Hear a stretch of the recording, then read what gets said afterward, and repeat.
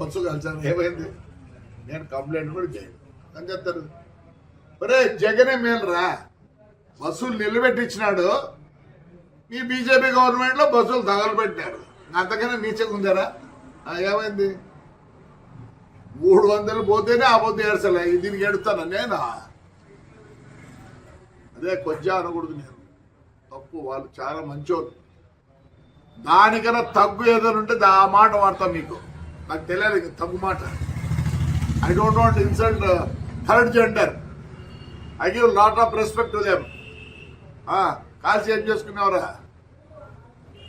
ఏం చేసుకున్నారులే, పీకినారా? జగన్ రెడ్డి మేలు కదా మంచోడు, జగన్ రెడ్డి మేలు కదా మంచోడు.